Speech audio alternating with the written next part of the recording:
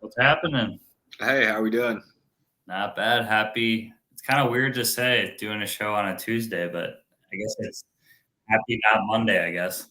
Yeah, happy Tuesday. How are things up there in Minnesota? It's good, man. It's good. It's good weather. No humidity. It's probably the only time of the year that Minnesota has better weather than all the southern states.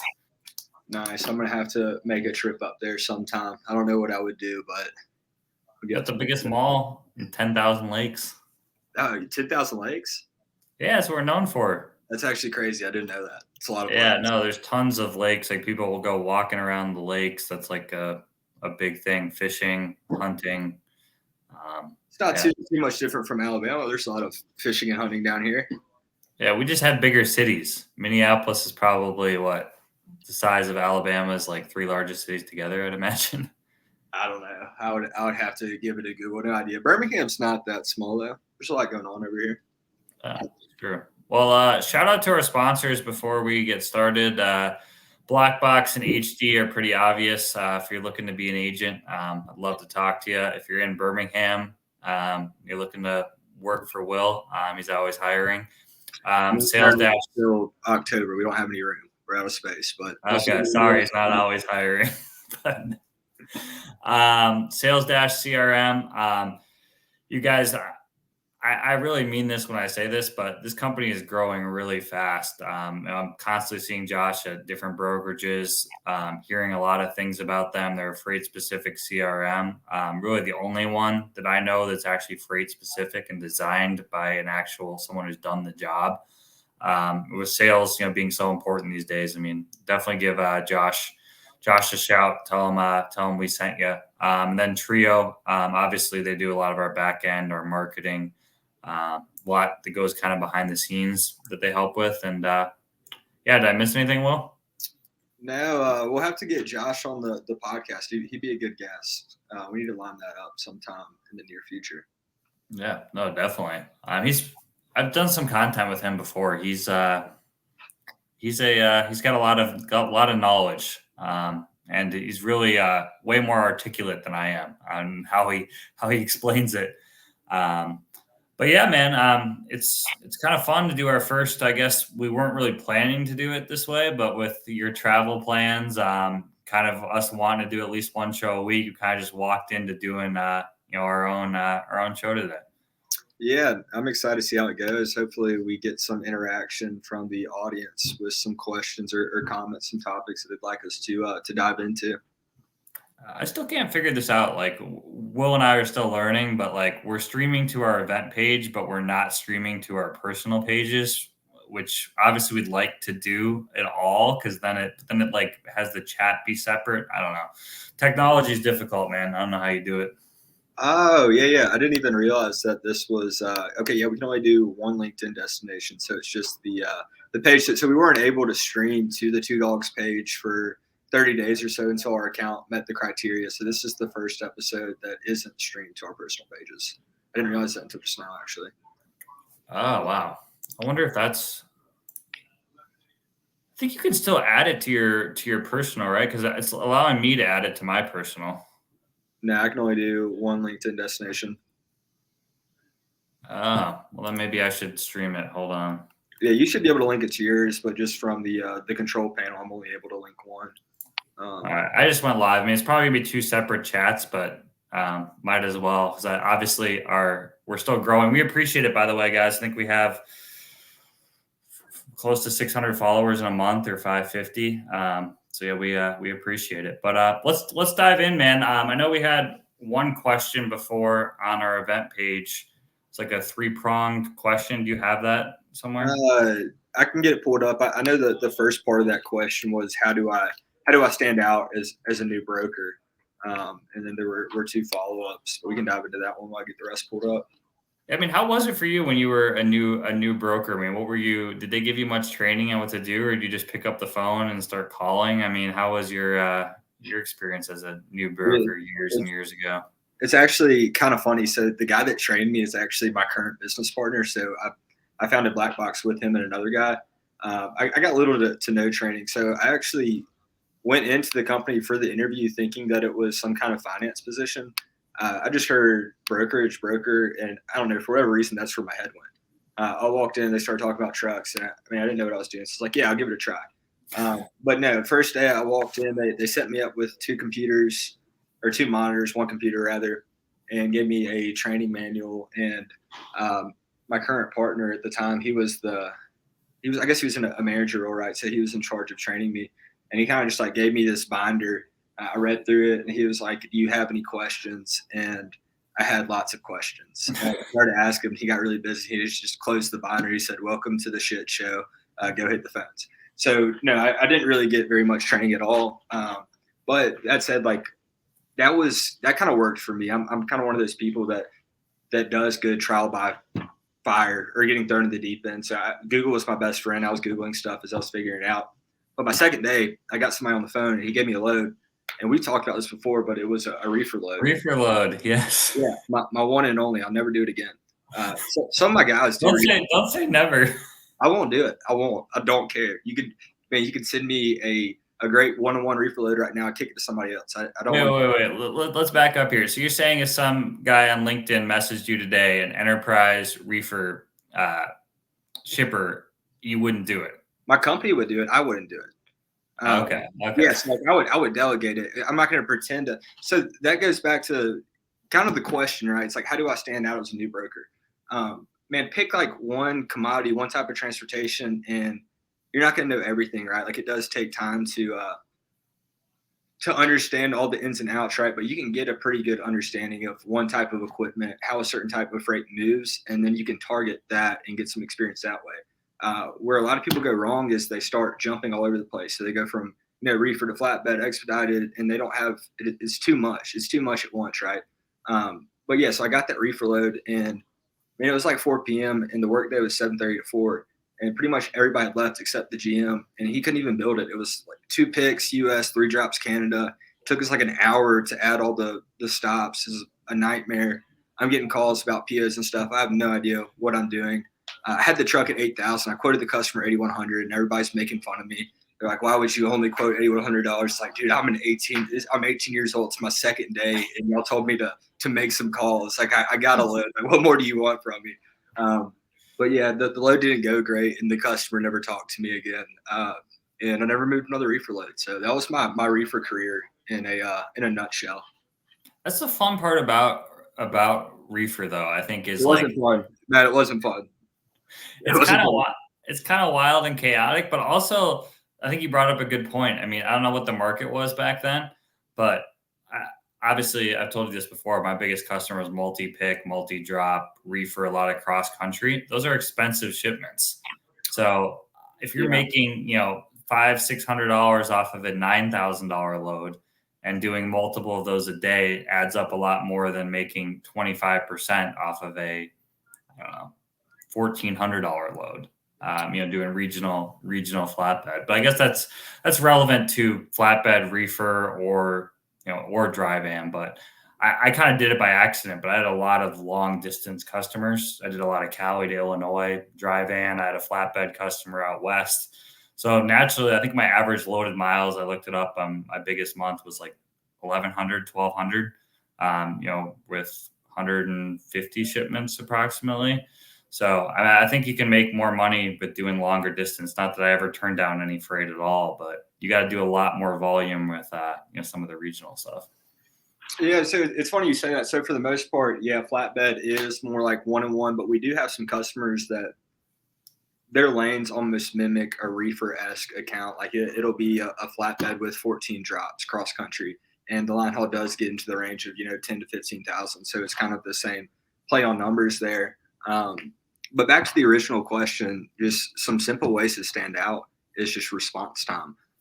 Man, if you're a cradle to grave broker and you don't have like the Outlook app downloaded on your phone with notifications on, you need to do that kind of stuff. Does anyone not have the Outlook downloaded on their phone? Is it Cradle to Well, Grave Broker? well, look, when we get people, we have to tell them to do it. I mean, it's just little things. But yeah, like being responsive after hours, especially in a cradle to grave position when you're starting out, like you do need to be a little overly attentive, right? Like you need to respond to those 6, 7, 8 p.m. emails when you're getting started out. I mean, even forever, if you're in cradle to grave, it's the service really.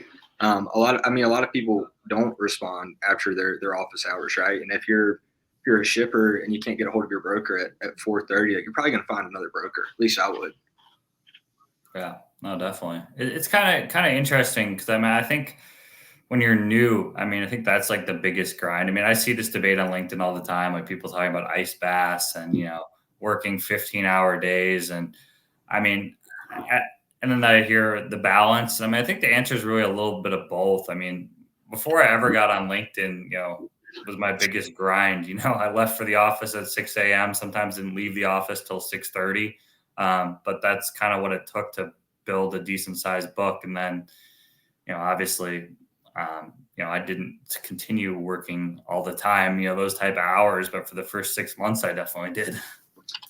Yeah. Yeah. Like when we started Black Box, there's no real bounce, right? I think that if you are passionate about it, it's a little bit easier to do that, right? If it were something, at least for me, if it's a position that I'm not really all in on or, bought in, I'm not gonna be willing to do that, right? But for me, like the brokerage, even when I was cradle to grave at my previous employer, it makes sense if it's, what I put in is what I'm going to get out. So if I'm being paid commission, it's much easier for me to do the extra things as opposed to if I'm salary or hourly, whether I bust my ass or I just waste oxygen, I'm getting paid the same amount. So that's one thing that's why most brokerages are structured with the commission schedule. You don't really see salaried sales reps, right? No. What kind of hours do you guys have your guys' reps working? Are you 7 to 4, 8 to 5, 7:30 to 4:30? Obviously we just talked about it and people are working a lot later, but I'm kind of curious what your guys' set hours are. So it varies, but our cradle to grave reps are 7:30 to 4. But then depending on different support positions, we stagger hours and have after hours and weekends. But a standard cradle to grave role will be 7:30 to 4, and we're Central Time, so works out pretty well. That's not bad. It's interesting too. I think you see this, and I don't know if you see this around your office. But I'm kind of curious your thoughts on KPIs as we're talking about new brokers. Like I don't personally see, and the people who I know are successful are not always the ones that are at the top of the call list, which is counterintuitive to a lot of other sales jobs I had. But when we get these shippers on our podcast that say it's 80% spray and pray, I think the lowest we've had a shipper tell us is 75%. I mean, I think part of that difficulty is, a lot of these companies are banging home. You got to send out X amount of emails or X amount of calls a day, but there's kind of been lost the quality over, over quantity. I mean, that's just my opinion from a lot of people I've talked to, and obviously some of my own experience. Yeah, so we kind of have expectations as far as where we expect. So my office is split, right? So it's a split model. So I have half of my office is teams, where you have an account manager. We've got inside sales doing sales for them, dispatch, track and trace, carrier sales. The other half is cradle to grave. For the cradle to graves, we kind of have an idea of, doing this for the 4 years or so, where we expect them to be at, 3 months, 6 months, 9 months, a year, 18 months or so. We're not really huge on KPIs unless there's not results. So if somebody, we talk about quality over quantity, if somebody's getting the job done, if they're moving freight, and at least there's tangible progress, right? If I can go up to them like, hey, what are you working on? What have you done today? And it makes sense, then we're not going to be over the top on KPIs. Now, other people, unfortunately, it's just the human nature. Some people need to be pushed, right? They need, okay, like I need to do this in order for them to look at something and say, okay, for me to do my job today, like I need to do X, Y, Z. So if we have people that we're kind of pulling teeth to get things done, they're not really having any traction, we will establish some KPIs, but they might vary person to person, right? But if you have like a cradle to grave rep doing, I don't know, let's just say in his first year doing 40,000. I mean, are you concerned with how many phone calls they're making on a daily basis? Well, it depends what the time frame is for that 40,000. Are you talking monthly or? I'm talking about doing 40,000 in gross profit. So I don't know, 300,000 in revenue a month. Oh, no, we're not worried about it. So somebody's doing 40,000 in margin in a month. We're probably looking at transitioning them to a team role, so building around them. A big thing that we do is we don't want to cap anybody's potential. So because I brokered a high volume of freight as a cradle to grave for several years, and it's not super sustainable. There's a lot of burnout, right? So our reps get to a certain point of, and it's kind of tough to differentiate what exactly it is. It's not necessarily margin. It's a little bit of load count, so volume, margin, revenue. When they get to a certain point, we want to build around them. So all of our account managers started as cradle to graves, right? And once they built their book of business large enough to need support roles, at that point, we then slide them a carrier sales who's booking all their loads, a dispatch who's doing all the rate confirmations, building, and then a track and trace. So if they're that hit into their commission, or that's there's it varies. So it varies what type of account it is, right? And I don't want to get into what our percentages are or house accounts and all that good stuff, but it depends. Oh, no, 100%. I mean, if they were to land that account themselves, the percentage is larger, right? When they get moved into the team role, we have BDRs, inside sales, who just do sales. So they get us in the door. We get any pricing action. It's kicked to the account manager. The percentage is less on those. Those would be house accounts, right? But at the same time, they're free to do their own sales. And if they land their own accounts, it's a little bit higher of a percentage, right? But at the same time, they have inbound leads coming from our BDR. So it's when you talk about that bounce, so we go back to a new broker, right?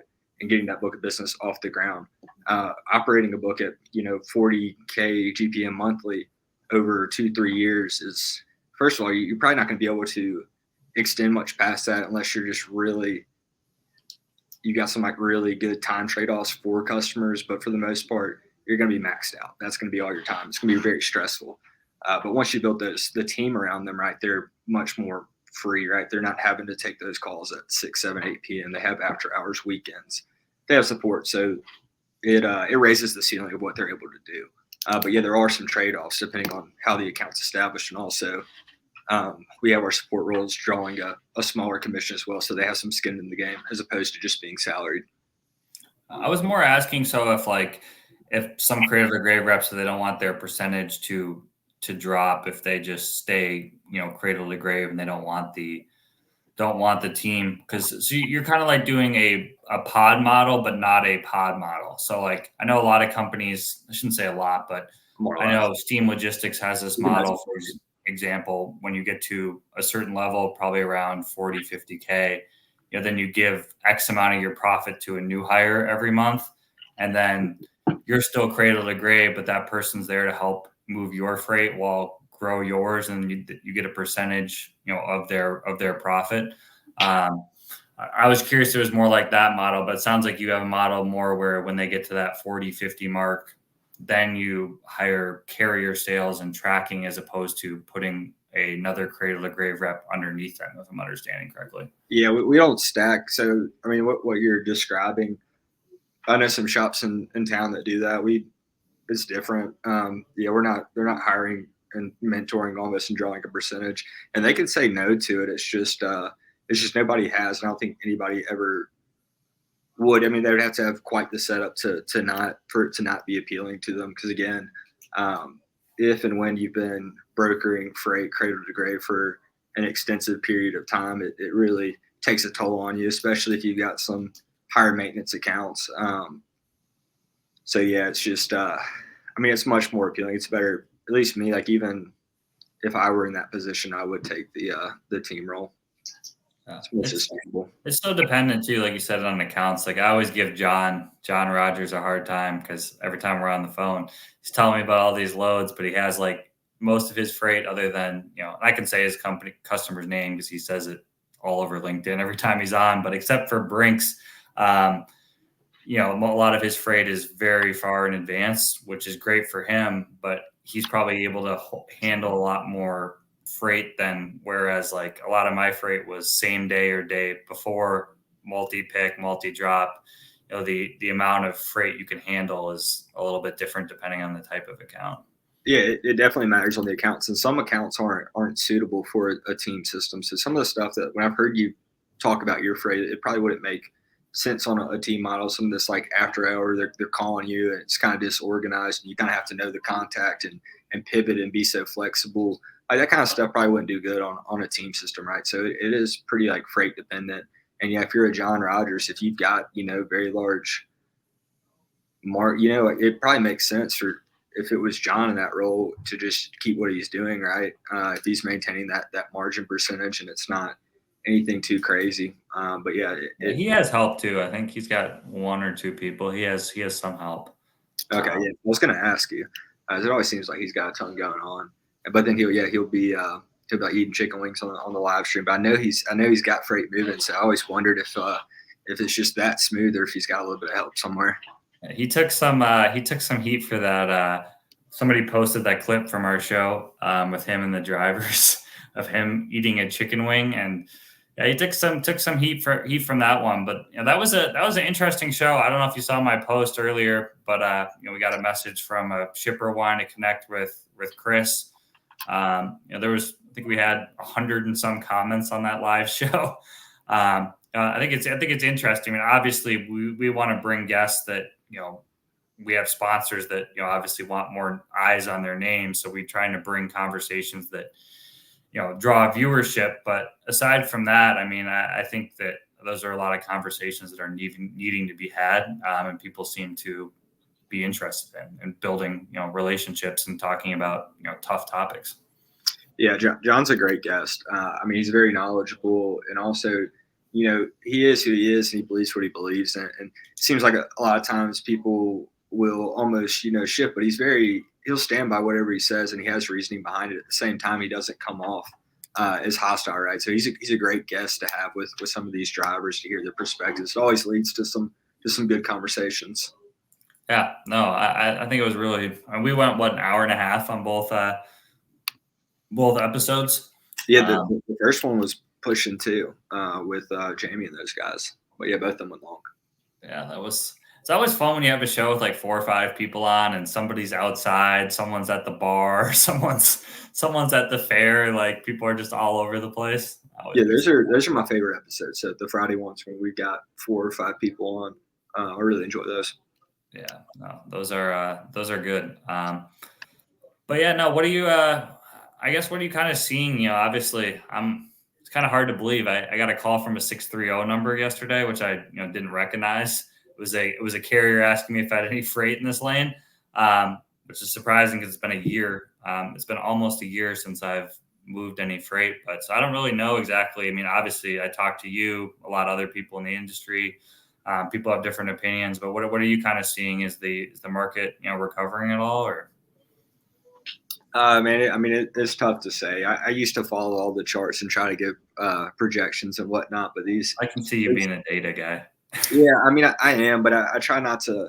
I mean, at the end of the day, I don't really know, and I don't think that anybody really knows. I think that you can make educated guesses and pull from data to give logic and projections, right? But at the end of the day, it's just I take it as it comes, right? So, I mean, what we've been seeing is not too much change up or down.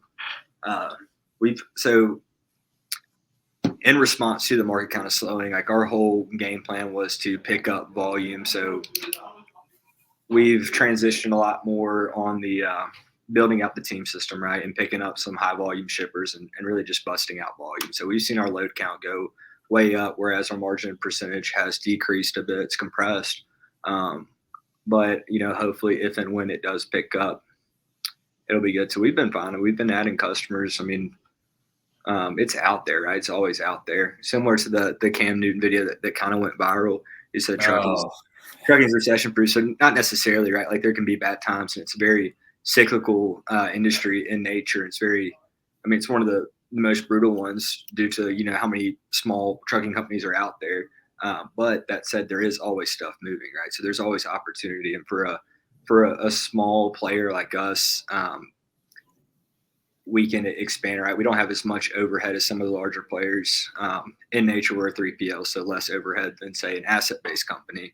But we can be flexible, kind of pivot and change what we're doing and how we're operating in response to the market. And also we can be, proactive rather than reactive. So we see these trends and kind of plan accordingly and keep our people updated of what's going on and how to, operate. So it's been good for us. And we're out of space. Like I said, we've got construction going on the new office downtown. We're going from 5,500 square feet to 15.5. We've had to start hiring offshore because we don't have anywhere to place people in person. So it's been fine for us, but we can definitely, feel we have guests on that talk about how bad it is. So again, it's just a little bit different with us being a smaller 3PL in the space. Are you still pretty connected with like most of the customers within your company now that you have 40 reps? I mean, if you're talking to someone at the vending machine at your company, like Chad over at that started 6 months ago, are you like familiar with his customers, or is it kind of getting so big where it's kind of difficult to do that? It just depends.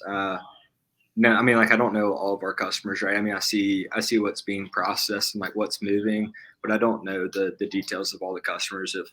If one of my reps who's been here 4 months came in and tried to talk to me in detail about one of his loads, I wouldn't know what he's talking about.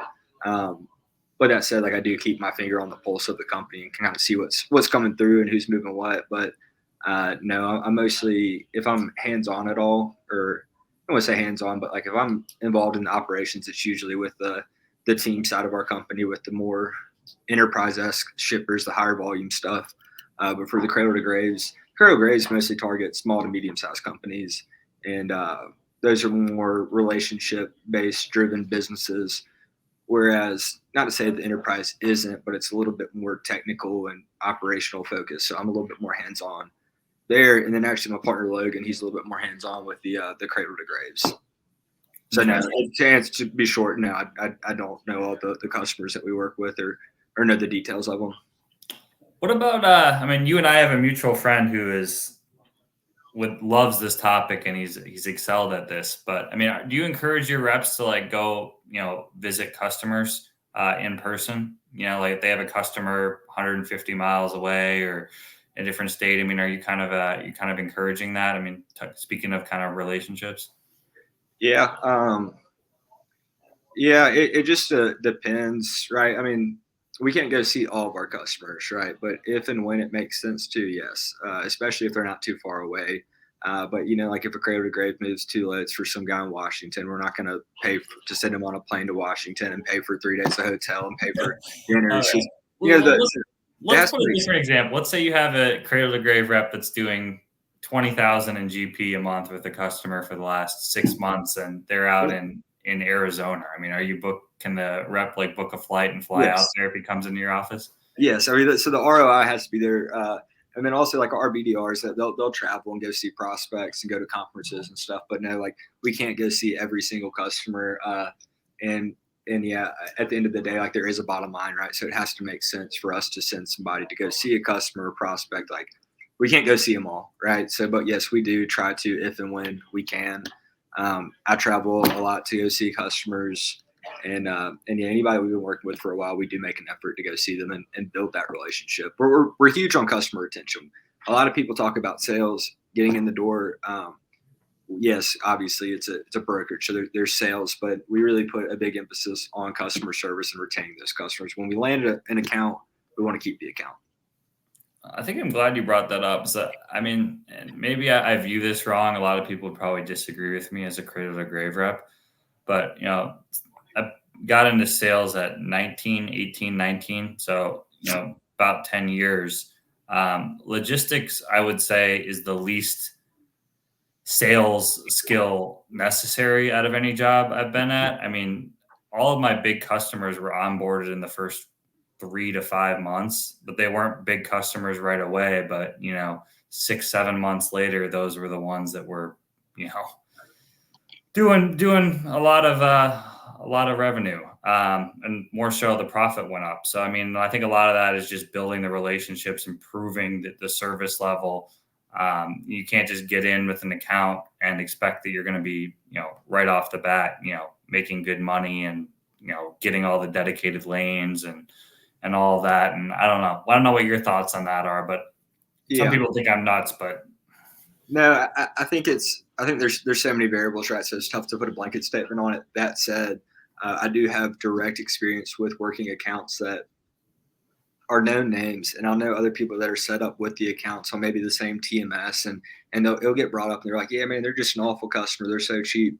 But man, we've like worked it to the place where we're doing 100, 150 loads, and it's a top 5 account within the company. So yes, I think once you prove service, especially with some of the larger companies, it opens up doors to other lanes and all that good stuff. And people within the company too. I mean, I found sometimes you'll think the logistics manager is the only one that has any say in freight, but then you find out the CFO or this sales guy is actually nobody knows to call him or contact him. But if you're doing a good job, they refer you to someone else in the company that's taking care of different freight. Yeah. So one of these accounts that I'm kind of alluding to in 2024, we've had five different mills, new locations call us to get set up because they can see our scorecard with the other mills, right? So it increased our visibility, loads, all that good stuff. So yeah, after a while, man, I really believe that if you're doing a good enough job and taking care of people, you'll start to get referrals. You'll get that inbound lead, which is something that you can't expect to have when you're getting started out as a cradle to grave. But over time, hopefully, you're getting inbound customers. So I haven't made a cold call in 2.5, 3 years, but I set up probably 2 to 4 customers a month on the low end, four a month, like one a week. That's pretty impressive. And those are all coming from referrals from customers, pretty much.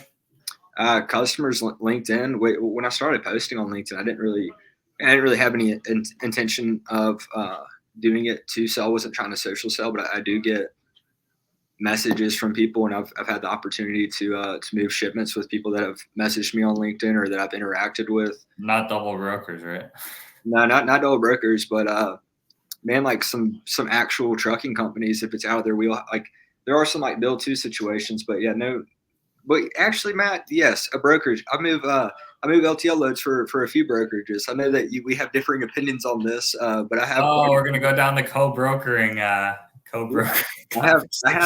have a handful of 3PL customers that I move LTL freight through our portal. I don't have anything to do with it. We have a little LTL department.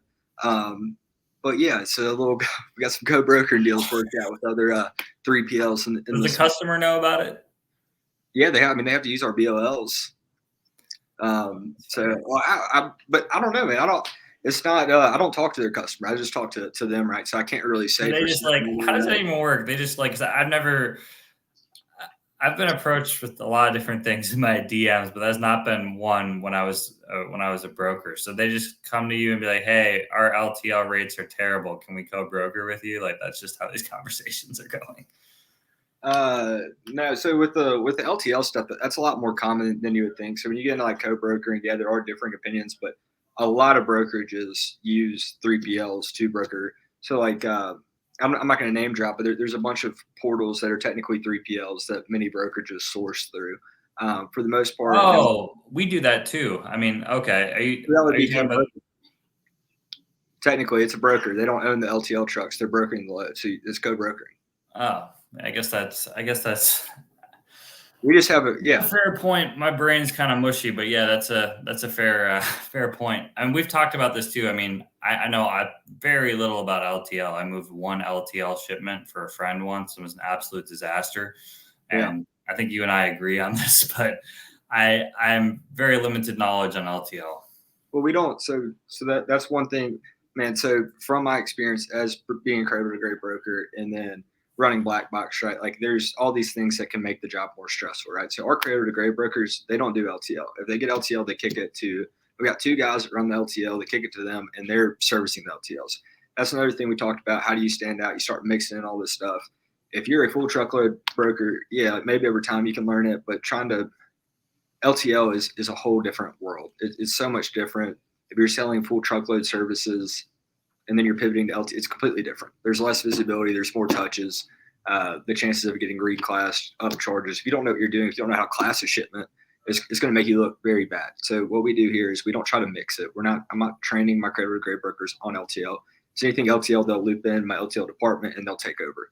And they're still paid commission on any shipments that are ran through. But yeah, you said you moved one LTL. I'm sure that it was extremely stressful, right? Yeah, and I didn't want to do it. It was for a friend here in Minnesota who I couldn't really say no to, and then couldn't find his stuff, and having to call the LTL carrier, and it was in like some place in the warehouse, and the portal was saying it delivered, and Yeah. wasn't was not worth the stress to me. But some people love it, so Yeah. to each their own. It just depends. A big thing with LTL is going to be the customer. So the customer is going to affect your LTL experience. So the LTL shippers know how LTL is.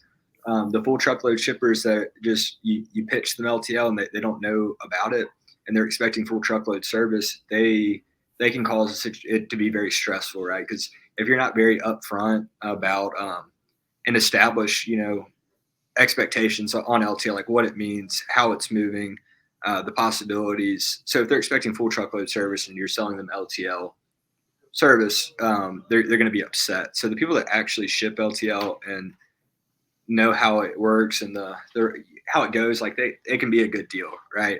But the full truckload customers that are trying to do a one-off LTL, it's usually stressful because they just don't understand. And Well, it was while me when I tried to do an LTL. I didn't understand at all what I was doing. yeah, well, even our reps, they kick it to the LTL department. So every time they do, I try to give like a little disclaimer. Hey, if we're gonna do this, like you need to be upfront. If they don't ship LTL, this is what it means. This is why it's cheaper. Well, you can lose a customer too. That's another problem. Like, I'm not even sure I'd want to kick it to an LTL, depending on the quality of LTL rep or the quality of the customer. Because you kick it to them, then you ruin your great truckload business because one LTL carrier screwed you over. So yes and no, but I think that goes back to addressing the expectation. So if the rep doesn't need to understand all the ins and outs of the LTLs, but if it's a full truckload customer that's requesting an LTL service, and the LTL rep comes over and talks to them, just like, hey, like just say, like you need to be upfront, like this is what this means, this is how it's going to move, this is why it's cheaper, these are the risks. So I actually made a LinkedIn post. It was LTL equals less than likely. And I'm not opposed to LTL, right? Like we do LTL, we do. I mean, I don't know, like 100 to 150 LTL loads a month. I'm not against it, but there's a few people that comment, there's like bad take, this, that. It's like, well, like I understand if you're LTL focused company, right? But like at the end of the day, like LTL it's more risky in nature. That's why it's cheaper, right? Like we wouldn't move LTL if it was the same price. Like there's a trade off. It is cheaper because it's going to take longer, is going to be transferred between trucks. There's less visibility, less tracking. The appoint like it's it's unreliable. It is. If it's an important shipment, you wouldn't LTL a trade show shipment, right? So I don't LTL for what it is. It's fine if it's gone about the right way. But yeah, like when they're expecting full truckload service on an LTL truck, you're setting yourself up for failure, in my opinion. Interesting. Yeah, no, that's I would probably agree with that. LTL is, I mean, that was kind of the thing that surprised me. I'm not sure which one would be more stressful for me as a broker, international or LTL. I think it'd be pretty close. But full truckload, I mean, you have kind of an advantage. I think the able to learn. I'm not talking before someone misinterprets me. I'm not talking about becoming an expert or you're never going to do that in my opinion, but to have like the basic knowledge to like move freight, on the truckload side is so much easier, I think, than, international drayage, LTL, some of that other stuff. So yeah, so that's see, and I know that we disagree on this whole what I'm about to get into. We've talked about before, but that's the whole benefit in like having partners that do specialize in something like that. So like if I don't, and I understand you're most likely going to say, well, you should just pass the contact. But if I don't have experience in international, but I have a company that's set up with me that is, and if I get an international shipment, I'm just sending it to them to quote, and then I might mark it up my percentage and then run it through them. So yeah, we don't do a whole bunch of international. We actually do our international through one of our. I source my LTLs through 3 different companies and go with whichever one's cheaper, right? But 2 of those have forward capabilities. So if and when it's an international shipment, I'm running it through them rather than setting it up. There's some complications with that, though, being able to mark up margin if you're not an actual freight forwarder, from my understanding. You don't have your own NVO. I'm not entirely sure. I know that we haven't had any issues with it and have been doing it, but I'm not a transportation lawyer. I don't know enough about it to really speak on it. I don't either. That's just what I've heard from 1 or 2 people, but it's just it might be. I don't know. We could be doing something wrong, but it's what we do. We haven't had any issues with it thus far. And well, don't say it on a podcast. Well, I'll say that we did. Yeah, we run international loads through a forwarder. I don't think it'd be any different than. I mean, some shippers and receivers will mark up their freight, right? So it would essentially be like the same thing as. I mean, a lot of people do that, right? If I'm selling a product and I quote out the transportation to you, Matt, a broker, and you come back at 2,000, I might tell whoever I'm sending it to that it costs $2,500 to make an additional $500, and that's pretty good practice. No, I agree. There's just a lot of international. Well, I mean, a lot of things on that side of it didn't make sense to me. Well, yeah, I don't know much about it, so I can't really speak on it. That's why I enjoyed having Mark on the show so much. You guys are talking about ocean stuff. I didn't really have much value to add, but I was just sitting there taking mental notes, and it was a lot. Same thing with Matthew Chapa. He was talking about some international stuff that was over my head. A lot of that stuff is. I thought the technology is like behind the times and logistics altogether, but the ocean world is super like. It's just like hurry up and wait type of thing. That's what we were talking about with like spot quotes. If the customer sends you a spot quote right now, you can probably have them right back in 10 minutes. If you have direct contracted freight with an ocean carrier and you need a spot rate, it could take a day or 2. It's kind of wild. Yeah, that's crazy. Which I guess it makes sense when we need international quotes. It does take a little while. I guess I've never really noticed it. And again, we don't do a whole bunch of it. But yeah, we don't really do very few and far between, like maybe like 1 or 2 a month, really international aside from Canada. We don't do any Mexico. Now we were touching on, not to go off topic, but I forgot to say, we were touching on Cam Newton earlier. I mean, you have an ex-NFL player working for you. If there's anyone that could get Cam Newton on a podcast, maybe they know each other, Yeah, well, he's kind of a freelance, so he's 1099. So he doesn't. I mean, he does some sales on the side from time to time. So I'll be up at the conference with him for anybody watching. It's Hockland Dix. He does a little bit of sales for us. He owns some trucks. He's involved in the industry, but he still coaches and teaches at Alabama. Does some player mentorship. But yeah, I don't know. Maybe I'll ask him about Cam. Probably not. I don't. Auburn, Alabama. I don't know if they. Oh yeah, he did go to. If he played for Alabama, yeah, we might have actually had a good shot. I think of of getting him on, but not Yeah, probably not that he plays with Auburn. we could potentially have Haha on at some point. He's got a cool story when he retired from the NFL. He bought a couple of trucks, even got a CDL, and made a few runs to fully understand. He's a very impressive individual beyond his athletic accomplishments, which All American Alabama first round pick, Pro Bowler, wildly successful, and he's a really intelligent guy. He'd be a good guest at some point. I'll talk to Yeah, him. we should do that. Should Yeah. definitely do that. Man, I think that streaming from the Two Dogs page, we just don't get as many. We don't have any comments. No, I was going to tell you that, and we're still like, we're still learning what we're doing, but it's like, yeah, I think we should, I don't know, probably better off going for our personal pages. Yeah, I guess so. We'll do that moving forward, but we'll still stream to the company YouTube and X, but the LinkedIn, I think that we should do our personals. You should, it should still show up under the event though when you do your personal, like the people who are signed up for the event, it should still show under that, right? I'm not entirely sure what you're referring to. I mean, I could remove the event page. Like if you streamed to your personal LinkedIn, will that show up? Like the comments are generally underneath the event page. Yeah, most likely. But again, so I created the event page through Two Dogs this time as opposed to my personal. So I don't know how that would work. But yeah, most likely that's probably that's a potential solution. I think that would work. I could remove the Two Dogs and go to my personal at this point, but we're about to the hour, so just hold on. I was wondering, I was like, it's a combination of us being extremely boring or the fact that we changed where we're streaming to. I think it's because we changed. That's what I'm gonna tell myself to feel better about the turnout. We went from like 2 shows with 50, 100 comments and a lot of people into it. So if anyone's watching, drop a comment. We'll regroup for next episode and do it from the personals. Yeah, the only comment I got is from you in the private chat. It was fun though, regardless, just to talk shop and I mean, I think a lot of our viewerships come in YouTube and Spotify anyway. So yeah, no, I think it'll be a great episode for people to listen back to. I think that there's some good stuff in there. We talked about some pretty relevant topics to pretty much anybody getting started or anybody that has gotten started, right? So yeah, no, I think it was good for what it was, especially last minute, us getting on here kind of impromptu without a real agenda. Yeah, no, I'm with you. Are we on Apple yet, by the way?